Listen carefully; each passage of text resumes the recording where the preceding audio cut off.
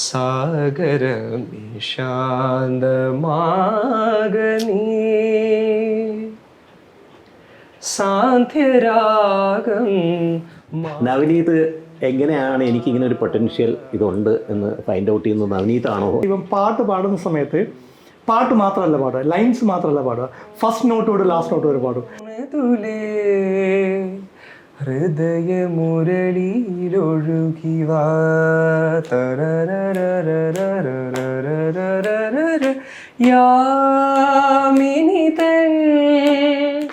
പാടാത്തതിനൊരു കാരണമുണ്ട് കേട്ടോ.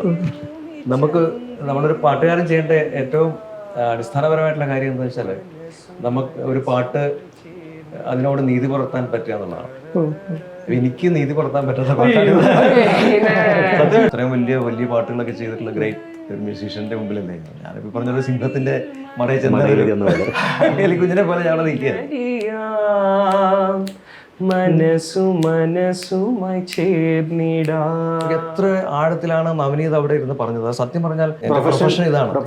അപ്പോ ഞാൻ എന്നിട്ട് പോലും ഞാൻ ഇവരെ ഒന്നും മനസ്സിലാക്കിയില്ല എന്നുള്ള ഒരു കുറ്റബോധം വളരെയധികം എന്നെ നവനീതിന്റെ പ്രോഗ്രാം കണ്ടപ്പോൾ എനിക്ക് ഫീൽ ചെയ്തതാണ്. രാസാത്തി ഒന്നെ കാണാതെ നെഞ്ച് കാത്താടി പോലാടുത്.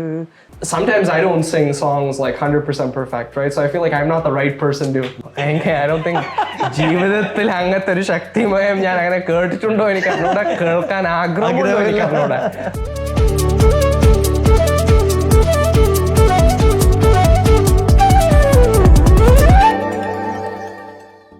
സംഗീത ലോകത്ത് വളരെ വിസ്മയകരമായ പ്രകടനങ്ങൾ ചെയ്തുകൊണ്ടിരിക്കുന്ന ഒരു ചെറുപ്പക്കാരനാണ് ഇന്ന് നമ്മളുടെ സമാഗമത്തിലൂടെ കുറച്ച് അദ്ദേഹത്തിൻ്റെ വിശേഷങ്ങൾ പങ്കുവയ്ക്കാനായിട്ട് ഇവിടെ എത്തിയിട്ടുള്ളത്. അതിൽ നമുക്ക് ഏറ്റവും സന്തോഷം എന്താ വെച്ചാൽ അദ്ദേഹത്തിൻ്റെ അച്ഛനും കൂടെ ഉണ്ട്. ഞാൻ ഹാർദമായിട്ട് സ്വാഗതം ചെയ്യുന്നു Navaneeth Unnikrishnan and Unnikrishnan. Thank you. നമസ്കാരം. നമസ്കാരം. നമസ്കാരം. കൂടെ സംഗീതത്തിൻ്റെ അനുഭവങ്ങൾ പങ്കുവയ്ക്കാനായിട്ട് ശ്രീ ഗണേഷ് സുന്ദരം പ്രശസ്ത പിന്നണി ഗായകനുമുണ്ട്. അപ്പോൾ നമുക്കിതൊരു സുഹൃത്ത് സംഗമമായിട്ട് സംഗീതത്തെക്കുറിച്ച് ചർച്ച ചെയ്യാനുള്ളൊരു വേദിയാക്കിക്കൊണ്ട് തുടങ്ങാം.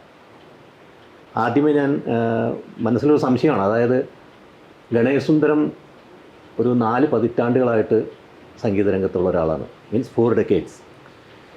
നവനീത് ഉണ്ണികൃഷ്ണൻ ഇപ്പോൾ 20 വയസ്സായിട്ടുള്ളൂ. അപ്പം ഗണേഷ് സുന്ദരം പാടി തുടങ്ങുന്ന സമയത്ത് നവനീത് ഉണ്ണികൃഷ്ണൻ ജനിച്ചിട്ടില്ല. ഗണേഷ് സുന്ദരത്തിൻ്റെ അനുഭവങ്ങൾ കൂടുതലും സംഗീതരംഗത്ത് അദ്ദേഹം പാടിയിട്ടുള്ള ആൽബംസ്, അതുപോലെ തന്നെ നാടകഗാനങ്ങൾ, സിനിമാ ഗാനങ്ങൾ, അങ്ങനെ ഒത്തിരി അനുഭവങ്ങളുണ്ട്. ഇപ്പം നവനീത് ഉണ്ണികൃഷ്ണൻ പാടി തുടങ്ങുന്ന ഒരു 4-5 വർഷം എന്ന് ഞാൻ മനസ്സിലാക്കണം. ആ 4-5 വർഷത്തിലുള്ള അനുഭവങ്ങൾ ഇതാണ് നമ്മളിവിടെ ഷെയർ ചെയ്യാൻ ഉദ്ദേശിക്കുന്നത്. അപ്പോൾ ഇത് പൂർണ്ണമായിട്ടും 2 കാലഘട്ടത്തിലുള്ള ഒരു സംഗീതാനുഭവങ്ങളുടെ ഒരു ചർച്ചയായിട്ട് അത് കൊണ്ടുപോകണമെന്നാണ് ഞാൻ ആഗ്രഹിക്കുന്നത്. എന്തു പറയുന്നു? നല്ല കാര്യം. അപ്പോൾ ആദ്യം താങ്കൾ ഇന്ന് തന്നെ തുടങ്ങാം. ആയിക്കോട്ടെ. നവനീതാണല്ലോ നമ്മുടെ ഗസ്റ്റ്. നവനീതാണെങ്കിലും നമ്മൾ ആ ഒരു എന്താ പറയുക, ഒരു കലണ്ടർ വരുന്ന പോലെ, അതായത് ഒരു 80s സ്റ്റാർട്ട് ചെയ്തിട്ടുള്ള ആളാണ്. എനിക്കറിയാം ഗണേഷ് സുന്ദരം സ്റ്റാർട്ട് ചെയ്ത സമയം ഒരു 1980s ഒരു മിഡിൽ ആ സമയത്താണ് തുടങ്ങുന്നത്. അതിനുശേഷം ഇത്ര വർഷങ്ങളായിട്ട് വളരെ സജീവമായിട്ട് സംഗീത രംഗത്തുണ്ട്. അപ്പോൾ താങ്കളുടെ ഈ ഫീൽഡിനെ കുറിച്ചുള്ള അനുഭവങ്ങൾ, ഇൻപുട്സ് അതാണ് ഉദ്ദേശിക്കുന്നത്. സത്യത്തിൽ സംഗീതം ഒരു പ്രൊഫഷനാക്കണമെന്ന് ഞാൻ ആഗ്രഹിച്ച് ചെറുപ്പകാലത്തിലും അങ്ങനെയൊന്നും ചിന്തിച്ചിട്ടുള്ള ആളായിരുന്നില്ല. എന്നിലെ സംഗീത വാസന പതിവ് എല്ലാ വീട്ടിലെയും പോലെ വീട്ടിലെ അച്ഛനമ്മമാരെ കണ്ടെത്തി പാട്ട് പഠിക്കാൻ ചേർത്തു. അങ്ങനെ ഉള്ള പ്രോത്സാഹനങ്ങളുണ്ടായി. പാട്ട് പഠിച്ചു. കുറച്ചുകൂടെ മുതിർന്നപ്പോൾ പാട്ട് തേടിയുള്ള യാത്രയായി. നല്ല നല്ല ഗുരുക്കന്മാരെ തേടി യാത്ര ചെയ്തു. കുറച്ചൊക്കെ കഷ്ടപ്പെട്ടു. പിന്നെ 4 മണിക്കൊക്കെ എഴുന്നേറ്റ് സാധകമൊക്കെ കുറച്ചാളൊക്കെ ചെയ്തിരുന്നു. അപ്പോൾ അതിങ്ങനെ രൂപപ്പെട്ട് പല മേഖലകളിലേക്ക് എത്താൻ ശ്രമിച്ചു. നമ്മൾ മത്സരവേദികളിൽ നിന്ന് സമ്മാനങ്ങൾ നേടുക, പിന്നെ ഓൾ ഇന്ത്യ റേഡിയോയിൽ ഓഡീഷൻ പാസ്സാകുക, ആ സമയത്ത് പിന്നെ പ്രൊഫഷണൽ ട്രൂപ്പുകളിലേക്ക് പാടാൻ അവസരം ഉണ്ടാകുക, പിന്നീട് ആൽബംസിലേക്ക്, ഇതൊക്കെ വന്നു ചേർന്ന അവസരങ്ങളാണ്. അപ്പം ഞാൻ വിചാരിക്കുന്നത് ഇതൊക്കെ ഒരു നിയോഗം പോലെ ഞാൻ എത്തിച്ചേർന്നതാണ് ഈ സംഗീത രംഗത്തേക്ക് എന്നുള്ളതാണ്. ഈ സംഗീതത്തെ എത്രത്തോളം നമ്മൾ ഉപാസിക്കുന്നോ അത്രത്തോളം പ്രോഗ്രസ് നമുക്കുണ്ടാകും എന്നുള്ളൊരു വിശ്വാസവും എനിക്കുണ്ട്. പിന്നെ ഈ പറഞ്ഞ പോലെ എല്ലാവരുടെയും അനുഗ്രഹം നമുക്ക് വേണം.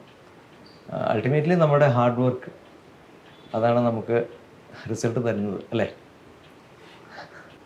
ഈ പബ്ലിക്കിൽ എനിക്ക് ഒരു ഡൗട്ടായിട്ടാണ് ഞാൻ ചോദിക്കുന്നത്. പബ്ലിക്കിൽ ഇപ്പോൾ ഈ നമ്മുടെ ഈ പെർഫോമൻസസ് അന്നത്തെ കാലത്ത്, അതായത് നിങ്ങൾ സ്റ്റാർട്ട് ചെയ്ത സമയത്തുള്ള ആ ടൈമിലത്തെ പ്രോസ്പെക്റ്റീവ്സ് ചാൻസസ് ആണോ ഇപ്പോൾ അതിലും എത്രയോ ഡബിൾ അല്ല, അതിൽ ഒരുപാട് മുന്നേറി കഴിഞ്ഞു. അതായത് ഇപ്പോൾ ഈ ഡിജിറ്റൽ യുഗത്തിൽ ഇപ്പോൾ ഒരാൾ പാടി തുടങ്ങുമ്പോൾ തന്നെ ആ പാട്ടിൽ എന്തെങ്കിലും ഒരു പ്രത്യേകത ഉണ്ടെങ്കിൽ വളരെ ചുരുങ്ങിയ സമയം കൊണ്ട് ആ ആൾ ശ്രദ്ധിക്കപ്പെടുകയാണ്. അതിന് ഏറ്റവും വലിയ ഉദാഹരണമാണ് Navneet Unnikrishnan.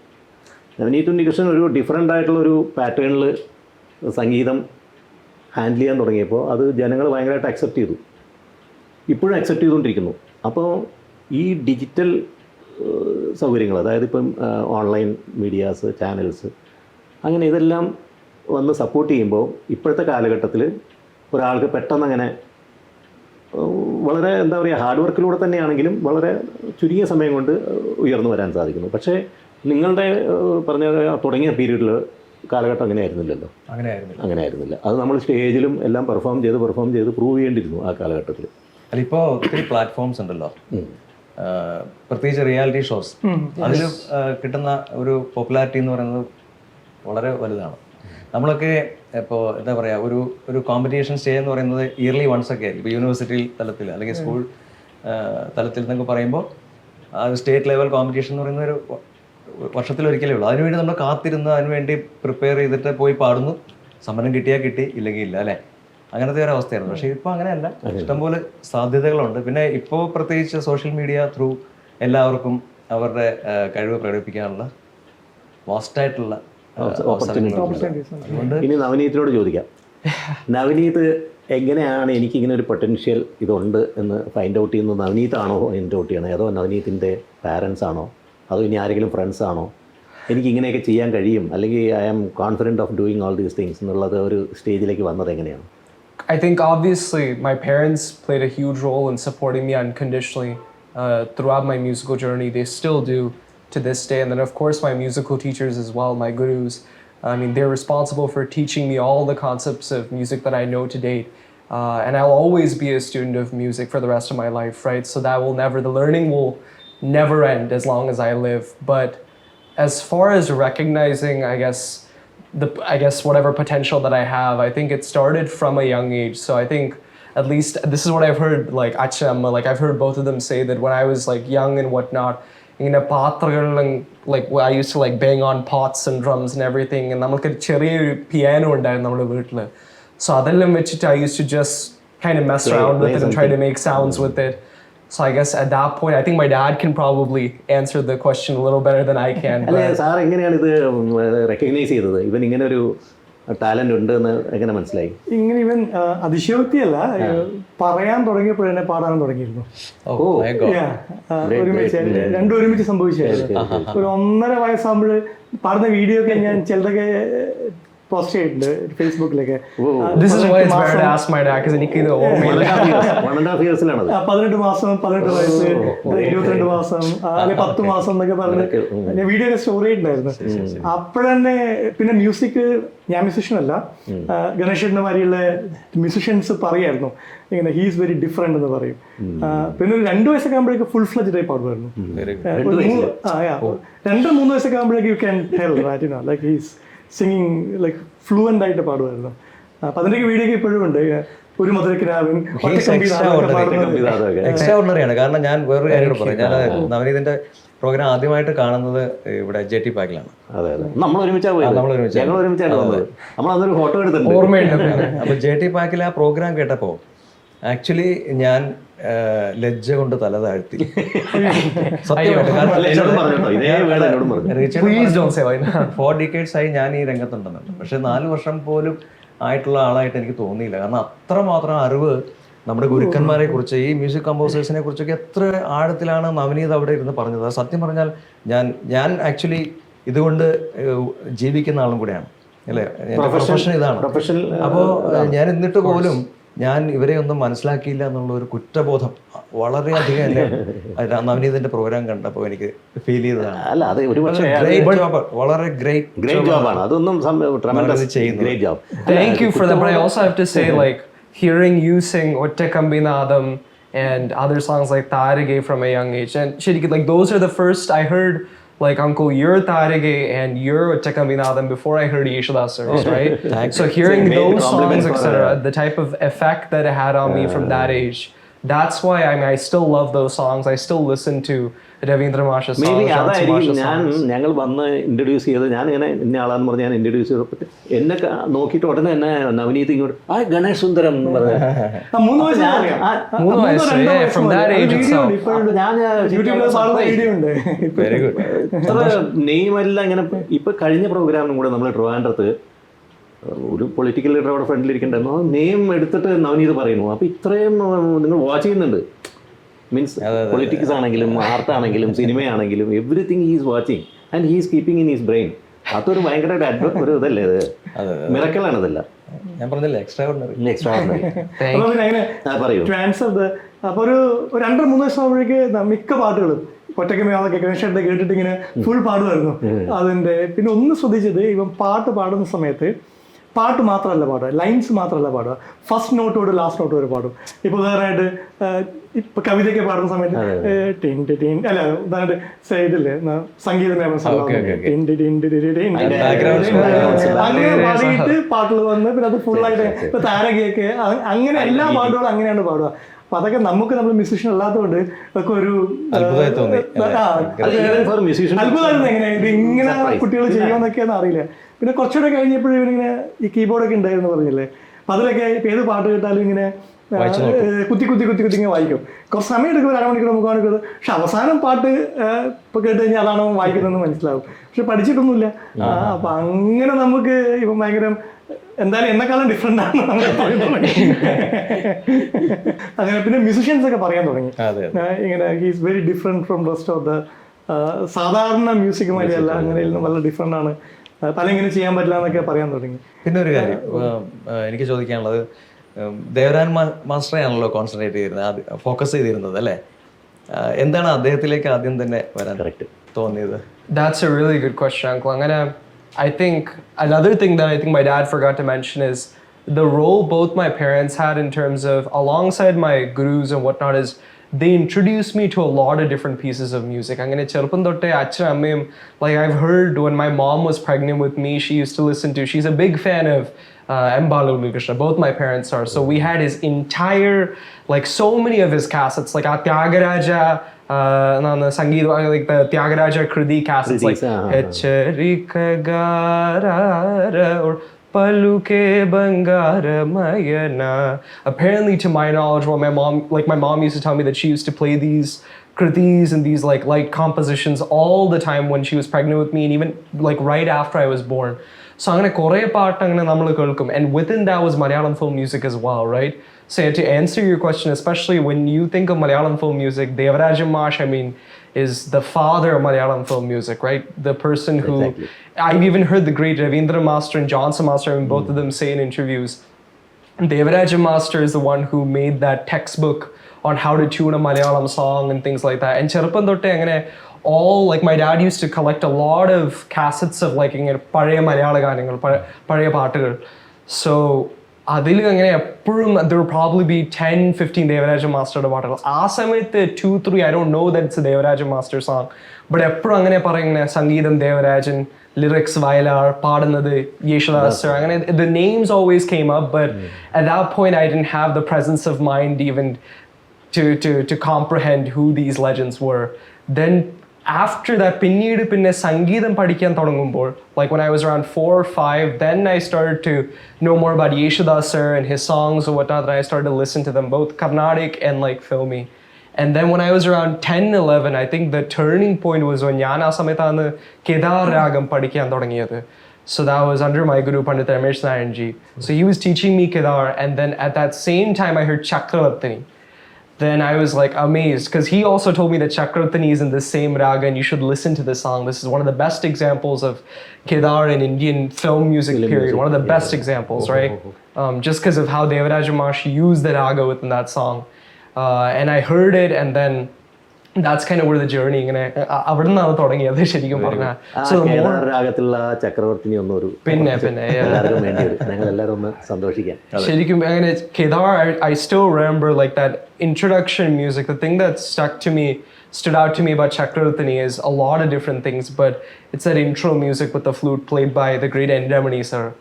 Pa ma pa ma ga ma re sa pa ma da dani sa re sa ni sa da da da pa sa ga pa da da da pa da pa ma pa da pa ma pa ma re sa. That da is a really important note in sa ma ga pa pa ma pa da ni sa ni da pa ma pa ma re sa ni re sa Chakravartini. And he like used the like sa ga pa Chakravartini, and even the rhythm beats is just Chakravartini ninakku njan ende ഭയങ്കര അങ്ങനെ special bits. That's it. Just using the mridangam, അങ്ങനെ chapa and like I mean that's the genius of Devaraja Master. And he, of course the way Yeshdas sir sung it is, I mean, nothing short of extraordinary. But like Shilpa Gopuram Turannu, using Hindustani mean and like gliding from one note to another. Kusumatalamendi varavelkum pama pada mama gamare re pa sa pa ma pa sa pa ma pa da dani sari sa pa pa pa sa. All those like instead of using Karnataka Magangal, he stuck to, but he used Carnatic instruments like flute and mridangam, right?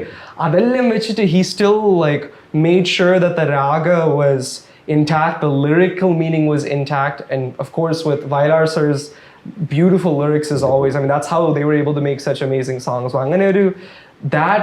I think the juxtaposition of all that was really interesting ആ സമയത്ത്. So ചൈൽഡ്ഹുഡിൽ ശരിക്കും മൈൻഡിൽ ഭയങ്കരമായിട്ട് grass means attracted ആയിട്ടുള്ള നിറയെ പാട്ടുകളിൽ ഒരു പാട്ട് ഇതാണ് ശരിക്കും Chakravartini. I think I heard it probably 1,000 times at that point. It was one of my favorite songs. Yeah. പിന്നെ വേറെ ഒന്ന് ആഡ് ചെയ്യാൻ വിട്ടുപോയത് മുന്നേ സാധാരണ കുട്ടികൾ 2 വയസ്സിൽ 3 വയസ്സ് 4 വയസ്സ് 5 വയസ്സിലൊക്കെ കുട്ടികളൊക്കെ 6-7 വയസ്സിലൊക്കെ ടോയ്സ് ഉണ്ട്, ബാക്കി ടോയ്സ് കൊണ്ട് കളിക്കും, കാർട്ടൂൺ കാണും, അങ്ങനത്തെ.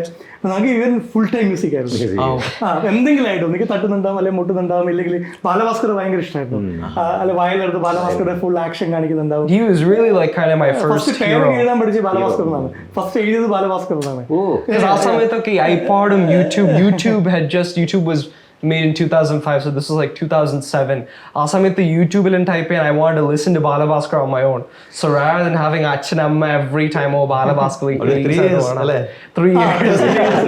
So I learned to type his name before. ഒരു സർപ്രൈസ് എന്താ അറിയോ, ഇത് ഈ സാധാരണ ഇപ്പോൾ ഈ പറഞ്ഞ മില്ലേനിയം ചിൽഡ്രൻ അവർക്ക് ഒരു 95% അല്ലെങ്കിൽ അതിന് മേലും എല്ലാവരും they are attracted to west music അല്ലേ, വെസ്റ്റേൺ ആ ഒരു പാറ്റേണിലായിരിക്കും അധികം സ്പീഡായിട്ടുള്ളത്. എങ്ങനെ ഇത് നമ്മുടെ ഒരു ഈസ്റ്റേൺ മറ്റേ നമ്മുടെ മ്യൂസിക്കിൽ ഇത്രയും മ്യൂസിക്കിന്റെ power already it is there, but അതിൽ അട്രാക്റ്റഡ് ആയ ഒരു റെയർ ബർത്താണിത്, റെയറസ്റ്റ് ഓഫ് ദി റെയർ എന്ന് പറയാം അല്ലേ. അതൊരു ഭയങ്കര മിറക്കിളാണ്. അത് അട്രാക്റ്റഡ് ആയി എന്ന് മാത്രമല്ല, അത് മറ്റുള്ളവർക്ക് വേണ്ടി അത് പകർന്നു കൊടുക്കുന്നുണ്ടല്ലോ. അതാണ് ഇപ്പം ജനങ്ങളിപ്പം നമ്മുടെ പ്രോഗ്രാമിനൊക്കെ ആളുകൾ ഇപ്പം നമ്മൾ ഇതിൻ്റെ കൂടെ ഞങ്ങൾ അക്കമ്പനി ചെയ്യുന്നു, ഇപ്പം പ്രോഗ്രാംസ് കുറച്ച് അക്കമ്പനി ചെയ്തു. ആളുകൾ തരുന്ന ഫീഡ്ബാക്ക് ഈ ഇത്ര ചെറുപ്രായത്തിൽ ഇതെങ്ങനെ കൺവേ ചെയ്യാൻ പറ്റുന്നു ഇത്ര കൺവിൻസിങ് ആയിട്ട്, അതൊന്ന്. സെക്കൻഡ് തിങ്, ആളുടെ ടോക്കിങ്ങിൽ ഫുൾ അമേരിക്കൻ ആക്സെൻ്റ് ആണ്. പാടുമ്പോൾ പദശുദ്ധി എന്ന് പറഞ്ഞാൽ ഇതിൻ്റെ അപ്പുറം ഇല്ലെങ്കിൽ അത്രയ്ക്ക് നല്ല അക്ഷരശുദ്ധി Malayalam. I will say one thing for my Malayalam pronunciation, if it's good now by any means, I think credit to parents, and also I think for Malayalam songs especially, my grandma helps out a lot. So my mom's mom, she helps out. I mean, she usually, is with us for most of the year. So she helps a lot with അങ്ങനെയാണ് മലയാളം അക്ഷരങ്ങൾ എങ്ങനെയാണ് പറയേണ്ടത്, എങ്ങനെ ഉദാഹരണമായിട്ട് ചക്രവർത്തിനെ സാലഭഞ്ജികകൾ കുസുമ താലമേന്ത്യം താളയല്ല താലം എന്താന്ന് അങ്ങനെ കൃത്യമായിട്ട് അങ്ങനെ അമ്മ ഗൈഡൻസ് ആണ്. അമ്മ ഇപ്പൊ ഇവിടെയാണോ അതോ നിങ്ങളുടെ ഒപ്പം US-ലാണോ? അവിടെ ഇവിടെയായിട്ട് അവിടെ അഴീക്കോടാണ്. പക്ഷെ യൂഷ്വലി എന്റെ അമ്മാനെല്ലാം അവിടെയാണ്. Like he's in California, so with both her kids being there, then she usually is in the US. അതാണ് ആക്സന്റ് കറക്റ്റ് ആകാൻ കാരണം അമ്മമ്മയാണ്. അമ്മയ്ക്ക് ഒരു ബിഗ് പിന്നെ of course 4 വയസ്സ് വരെ ഇവൻ സ്കൂളിൽ പോകുന്നവരെ ഫുൾ മലയാളമായിരുന്നു വീട്ടില്. Full Malayalam full Malayalam. ഇപ്പൊ ഇവിടുത്തെ കുട്ടികൾ കുറച്ചൊക്കെ ഇംഗ്ലീഷും മലയാളമൊക്കെ മിക്സ് ആയിട്ടില്ല പറയാം. ഇപ്പൊ ആൻഡ് എന്നുള്ള വാക്കുപോലും യൂസ് ചെയ്യില്ല. അങ്ങനെ full മലയാളമായിരുന്നു.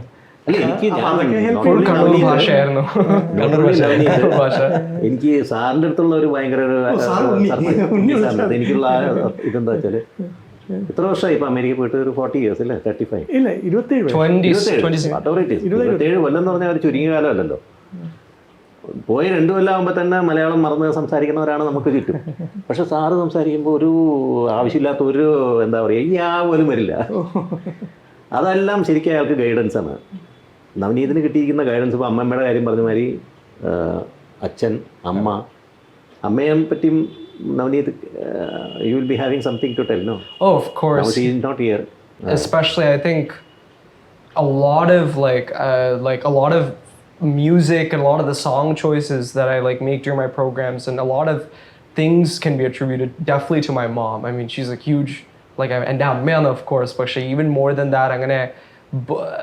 I have to say, like, both my dad and my mom, I'm gonna have full unconditional support on that, especially with music. And it's always like, I mean, prioritize your academics, don't let that fall by the wayside, but you shouldn't give up your passion. You shouldn't let that fall by the wayside either, right? So it's make a balance of both. Unconditional. And both my parents, I like Uncle, you said, like, my parents, like, their Malayalam is still good even after having left the US for a considerable amount of time. I think the reason is because, like, എൻ്റെ അമ്മ physician ആണ്. So നമ്മുടെ വീട്ടിൽ കുറേ ഇങ്ങനെ medical പുസ്തകങ്ങളും അങ്ങനെ കുറേ like we have like all the what do you call like the American Association of Pediatrics, all those like books. അതിൻ്റെ താഴെ we probably have എന്താണ് MT വാസുദേവൻ നായർ സാറുടെ പുസ്തകങ്ങളും പിന്നെ എന്താണ് ഖസാക്കിന്റെ ഇതിഹാസങ്ങളും like really like good pieces of like Malayalam literature. So even Bengali literature, like she's a voracious reader, right?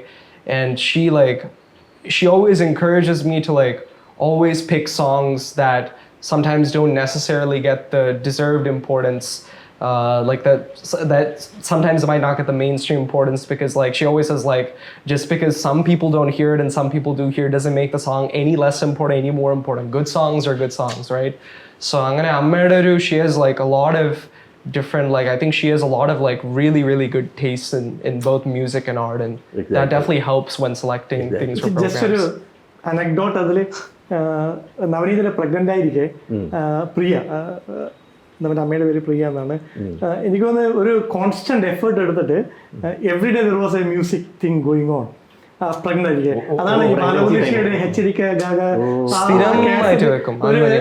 ആ pregnancy ആ 10 മാസവും probably every day 5 hours 6 hours that he's like she heard music. I don't know it has anything to do with, but modern medicine they are advising it അല്ലേ? Pregnancy ടൈമിൽ എന്ത് നമുക്ക് കിട്ടുന്ന emotions, നമുക്ക് കിട്ടുന്ന വൈബ്, അതിന് സയന്റിഫിക് ആയിട്ടൊന്നും അറിയില്ല. അല്ല അങ്ങനെ പറയുന്നുണ്ട്. might not be bias at all. bias ഒന്നും ഉണ്ടാവില്ല, കാര്യങ്ങളൊന്നും ഉണ്ടാവില്ല. ഗാനങ്ങളിലുണ്ട്. അഭിമന്യു ഇതായിരിക്കുന്ന സമയത്ത്, കൺസീവ് ചെയ്തിരിക്കുന്ന സമയത്ത് അയാൾക്ക് ഇത് പറഞ്ഞു കൊടുക്കുകയാണ്, എന്താ പറയുക, പത്മവ്യൂഹത്തിന്റെ എങ്ങനെ ചമയ്ക്കണം, അതിൻ്റെ ഉള്ളിൽ നിന്ന് എങ്ങനെ പുറത്തു വരണം എന്നുള്ളത്. എല്ലാം അഭിമന്യു അകത്തിരുന്ന് ഭയങ്കര കെയർഫുൾ ആയിട്ട് ലിസൺ ചെയ്തിട്ട് he applied it in the war field. പുതിയ അഭിമന്യുമാണ് സംഗീതത്തിൽ അഭിമന്യു. നവനീത്, എല്ലാ സ്റ്റേജിലും ഞാൻ നോട്ട് ചെയ്തിട്ടുണ്ട്, my mom use to sing this or my mom like this song എന്ന് പറഞ്ഞ് ഒരു പാട്ട് എന്തെങ്കിലും പാടാറുണ്ടല്ലോ. ഏതെങ്കിലും ഒരു, ഇപ്പം നമ്മളൊരു 4 സ്റ്റേജ് നമ്മൾ ഒരുമിച്ച് ഇത് ചെയ്തു. അതിൽ അപ്പോൾ അമ്മയ്ക്ക് വേണ്ടി എപ്പോഴും ഒരു തോട്ട് എപ്പോഴും മനസ്സിലുണ്ട്. പിന്നെ അപ്പോൾ അമ്മയ്ക്ക് ഇഷ്ടമുള്ള ഒരു പാട്ട് നമുക്കൊന്ന് എല്ലാവർക്കും ഒന്ന് എൻജോയ് ചെയ്യാം. പിന്നെ one of my favorite songs, which I mean this is probably one of her favorite songs as well. I sang it in a program last year, Sundara Swapname.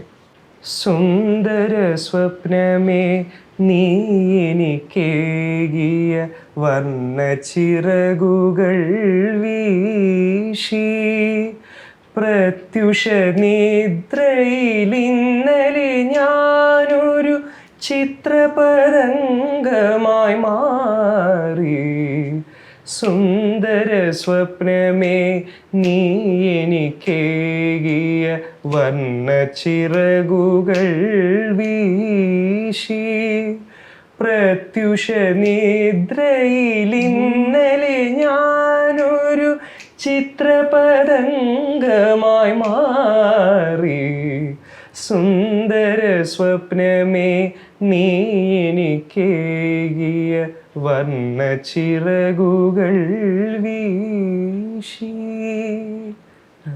രാഗസങ്കല്പ വസന്തവനത്തിലെ രാഗസങ്കൽപ്പ വസന്തവനത്തിലെ മാഗന്ധ മഞ്ജരി തേടി എന്നെ മറന്നു ഞാൻ എല്ലാം മറന്നു ഞാൻ എന്തിനു ചുറ്റിപ്പറന്നു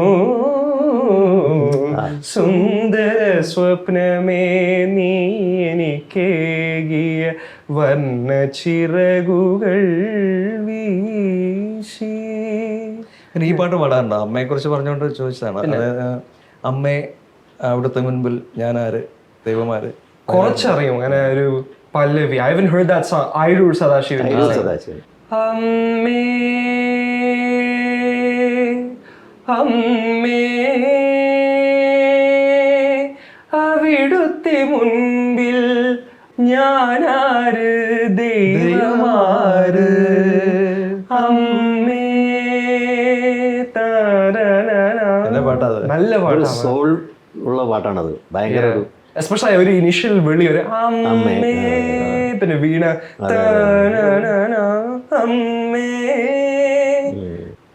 I think the same like my mom really loves like those type of songs, especially one of her favorite singers is like P. Leela.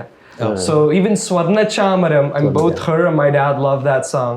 But she always like because P. Leela അമ്മയുടെ ഒരു വളരെ പ്രത്യേകമായ singing സ്റ്റൈലാണ്, right? Because it's ഒരു കർണാട്ടിക് ഉണ്ട്, പക്ഷേ she sings it so lightly as well, so you don't think that it's Carnatic. അങ്ങനെ സ്വർണ്ണ ചാമരം വീശിയെത്തുന്ന സ്വപ്നമായിരുന്നെങ്കിൽ ഞാൻ.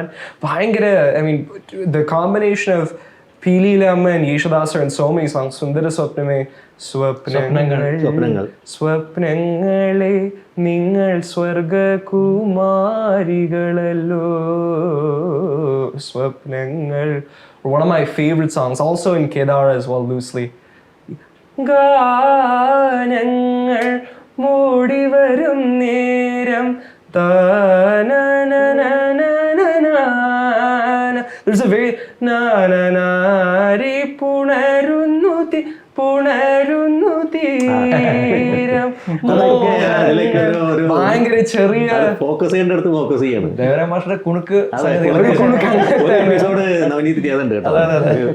ദേവരാജൻ മാസ്റ്റേഴ്സ് കുണുക്ക് എന്ന് പറഞ്ഞിട്ടൊരു അല്ലേ, അട്രാക്റ്റീവ് വരുന്നത്. Because I've heard, but at least what I've heard of, I'm sure Ganesh, you know much better about this, but with Devaraja Master, when he taught singers, he never allowed singers to deviate from what he taught, right? It was always like, whatever I teach, I mean, you have to replicate it exactly. So a lot of songs, like especially Yeshodas sir's like early songs, like Aruvi, Aruvi, Tenaruvi, Aruvi, Karaile, Ilavil Kail. That's sung by both Janagam and Yeshodas sir. There's a part where Yeshodas sir അല്ലിത്താമരവള്ളി കുടിലുകളക്കരയാണോ അഴകിയാണോ അക്കരയാണോ. You can hear him literally kind of blindly, even in his first song, like പഞ്ചാര പാടുമിട്ടായി ആർക്കുതരം ആർക്കുതരം. He's like kind of imitating him. ഈ vocabulary ഉണ്ടല്ലോ, ഈ നവനീതിന്റെ vocabulary അല്ല പാട്ടുകളുടെ ഒരു വലിയൊരു എത്ര ട്രഷറാണ് ട്രഷറാണ്. വലിയൊരു എനിക്ക് ചോദിക്കാനുള്ളത് ഈ ഞാൻ ആലോചിക്കാറുള്ള കാര്യം റിക്വസ്റ്റ് ചെയ്യണം, ഞാൻ ഗണേഷ് ഏട്ടൻ്റെ ഒരു പാട്ട് പാടും. Please, yeah, that's what I was gonna say. കുറെ കാലം സ്ഥിരമായിട്ട് വീട്ടിൽ നിന്ന് കേൾക്കുന്ന ഇങ്ങനെ പാട്ട് സ്ഥിരം കേട്ട് വരെ ഇരിക്കാറുണ്ട്. ഇഷ്ടമുള്ള ഏതെങ്കിലും ഗംഭീരം പാടുന്നു. ഒറ്റക്കമ്പിനാദം മാത്രം മൂളും വീണാഗാനം ഞാൻ. ഒറ്റക്കമ്പിനാദം മാത്രം മൂളും വീണാഗാനം ഞാൻ.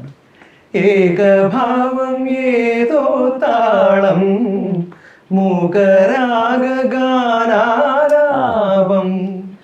ഈ ധ്വനിമണിയിൽ ഈ സ്വരജതിയിൽ ഈ വരിശകളിൽ ഒറ്റക്കമ്പിനാദം മാത്രം മൂളും വീണാഗാനം ഞാൻ. അരേ വാ. നീളം നമുക്ക് പാടാൻ പറ്റും. എനിക്ക് I don't know this song. കേട്ട് പഠിച്ചാൽ എങ്ങനെയായിട്ട് നോക്കട്ടെ. ഞാൻ പാടുന്ന കേട്ട് പഠിച്ചതാണല്ലോ. അങ്കിൾ അനുപല്ലവി ഒന്ന് പാടാൻ പറ്റും പ്ലീസ്? നിന്നിളം മാറിലേ വിനോദമായി അലിഞ്ഞിടാൻ നിന്റെ ഇഷ്ടഗാനമെന്ന പേരിലൊന്നറിഞ്ഞിടാൻ എന്നുമെന്നിലെ മോഹമെങ്കിലും ഒറ്റക്കമ്പിനാദം മാത്രം മൂടും വീണാഗാനം. ഇതൊക്കെ എന്ന് പറഞ്ഞാൽ ഈ ഔട്ട് ഓഫ് എക്സ്പീരിയൻസസിൽ എത്രയോ വർഷത്തിന്റെ എക്സ്പീരിയൻസ്, ആ മോഡുലേഷൻ ഒക്കെ അല്ലേ, അത് കുറെ കാര്യങ്ങൾ നമ്മൾ ശ്രദ്ധിക്കേണ്ടതായിരുന്നു. I mean, that's like my favorite part when you sing. അത് എന്താണ്, അത് ക്രിയേറ്റേഴ്സിന്റെ പാടിവെച്ച ആളുടെ ഒക്കെ ഗ്രേറ്റ്നെസ് അല്ലേ. അല്ല, പാടി വന്നിട്ട് ആ കൊണ്ടുവന്നിട്ട് ആ ഒരു കൺക്ലൂഷൻ ഇല്ലേ, അതെ, അതൊരു ഭയങ്കര എന്താ പറയുക, ഒരു ആത്മകഥം പറയണ പോലെയാണ് ലാസ്റ്റ്. അങ്ങളുടെ ഒരു എക്സ്പീരിയൻസ് എങ്ങനെയായിരുന്നു രവീന്ദ്ര മാസ്റ്ററുടെ കൂടെ വർക്ക് ചെയ്യുന്നത്? അയ്യോ, അത് ഈ പറഞ്ഞ പോലെ ഒരു സിംഹത്തിന്റെ മുമ്പിൽ പോയി നിന്ന പോലെ എനിക്ക് ആദ്യം. സാറാ ഭയങ്കര സൈസാണ്.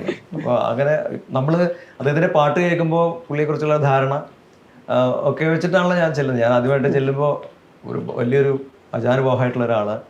അപ്പോൾ ഇത്രയും വലിയ വലിയ പാട്ടുകളൊക്കെ ചെയ്തിട്ടുള്ള ഗ്രേറ്റ് ഒരു മ്യൂസീഷ്യന്റെ മുമ്പിലല്ലേ ഞാനിപ്പോൾ പറഞ്ഞൊരു സിംഹത്തിന്റെ മറയിൽ ചെന്ന എലിക്കുഞ്ഞിനെ പോലെ ഞാൻ അവിടെ നിൽക്കുകയായിരുന്നു.